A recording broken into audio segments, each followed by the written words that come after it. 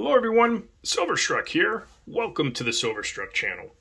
Silver price is coming down and with it, the premiums. So are you a buyer or are you a seller in this market? I'm certainly a buyer looking to accumulate more and more silver. Recently, I've been picking up just a few ounces here or there at a time, waiting for that deeper pullback if we do get it, when silver price might even pull back into the teens range. I don't know if that's going to happen. No one does. But it's a wonderful thought if you're a buyer. I would recommend to all of you, if you're not buying, to at least hold your silver while silver price is down. I'm always amazed when I see a lot of people trading silver in when they don't have to at a lower price. So it's a whole backwards philosophy of selling silver when it's low and then buying it when it's high again. I just don't understand it, and it's not something that I would ever recommend another stacker to do, is sell their precious metals when they don't have to if price is down. When I went to the LCS yesterday, the place was fairly busy. There were new stackers there, and that's always nice to see. And the generic bin was full of all sorts of silver. So definitely people have been trading in silver at this level. But for a purchaser like myself, somebody looking to accumulate, there was some really neat things to find in the generic bin. And it's been a while since I've really been able to pick through a generic bin properly when you have a mound of silver. So let's check out a couple pieces I picked out of there on the cheap. They were selling silver a little bit over $2 premium. So again, premiums coming down from where they were at $3, $4 at the LCS. And that's great to take advantage of a lower premium as well. So without further ado, let's have a look. One of the items I picked out of that generic bin was this Somali Republic 2016 coin. This is a neat series, another series I kind of quasi-collect here and there when I do find it. The African Wildlife series. Here's the elephant. And I just love the designs in this series. So 3 nines fine silver, 1 troy ounce.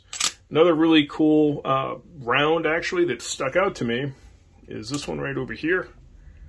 This is neat. Here we have Australia's teddy bear. So a couple koalas, 1989. I would consider this a vintage piece. So 1 troy ounce. And here we have the flip side right here. So pretty neat. I like this one. I like the design.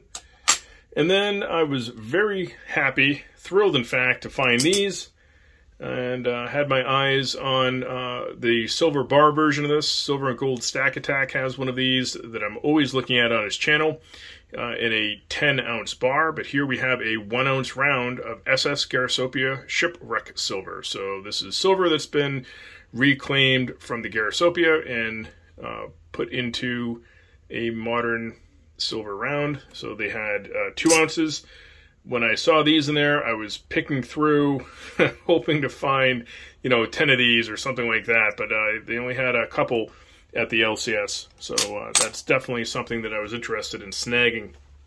Some weeks ago, when silver was still a little bit up in price from where it is at the time I'm creating this video, I was able to find some cool poured silver. And that came to me in the form of some MPM silver bars. Whenever I find MPM at the LCS, I'm a buyer.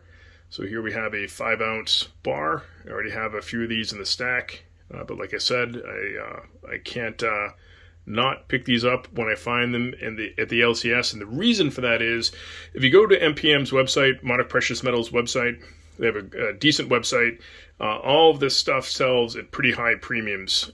So back a while back, you could buy from MPM a lot more reasonably than you can today. But when this is traded in at the LCS, it's just treated as silver, right? Silver is just silver for the most part at the LCS. So you can really press your advantage if you know what you're looking for. So something like this that would sell for a big premium online, you can buy way cheaper at a local coin shop. And that's what I've done here with the Monarch Precious Metals finds that you see in front of you. They also had a couple of these, and I only had 1 in the stack, so now I have 3. I was able to find 2 of these bars, 2 troy ounce chunky bars.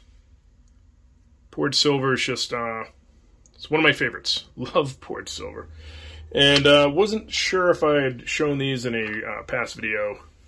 I only have 2 of them. These are the 50-gram MPM bars, the squares. So pretty cool. Just neat silver. So I have a couple of those, but those I picked up, geez, had to be at least a month ago, if not longer.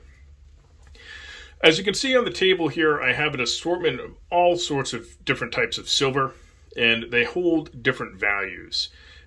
Part of the different values that I've talked about in past videos is vintage silver, and trying to find vintage silver for less money than what you can find it for in the collector market, secondary market like eBay and so on and so forth. And some of these come to me from trades, and some I purchased a while back. Here's a bar I've had in the stack for many, many years. Yeah, beautiful Engelhard. And this is, of course, a waffle back with reverse convex. So excellent bar to have. And I was able to purchase this years ago, basically at generic pricing, back when nobody cared about vintage silver. And of course, now if you were to find this on eBay, it goes for big money. So that's another way to be able to accumulate value, is again, educating yourself, knowing what to look for, and buying something that is going to have that secondary collector market. Another type of silver I've been more and more interested in, and glad to see the premiums retreat on, is your 90% silver. So thankful this stuff is coming down in price, especially the premiums. So if that continues, it'll be way easier to stack U.S. constitutional silver. So just love that sound, that clink. Another way to go is brilliant uncirculated silver. And here we have an example of a original piece dollar, not the modern ones they're making today. This one's a 1925, and pretty much in BU condition, maybe a little AU, but about uncirculated. I don't really see too much wear on that at all, so it's possible if this was sent in for grading, it might get a low mint state. But just a beautiful raw piece dollar. So I have a number of those, yet another tube I'm working on. So that might be something that I'm interested in picking up as well. And then, of course, just to have it, I have a regular generic kilo on the table here. That's your straight stacking value right there. When silver drops in price, you can press your advantage by purchasing a larger bar and dropping that premium even further. You'll hear a lot of stackers talk about that, and the reason they do is because they're right on. That's exactly how you can help save yourself some premium, is by simply purchasing a larger amount all at once and buying a generic piece just as a play on the silver value itself, without having any other type of intrinsic or collector value. All right, there you have it, my friends. Thanks for listening to me drone on about silver and silver values in today's market. The next video I'm planning on posting is going to be a Guardhouse Box Challenge video update. I'm thinking of doing those every Wednesday.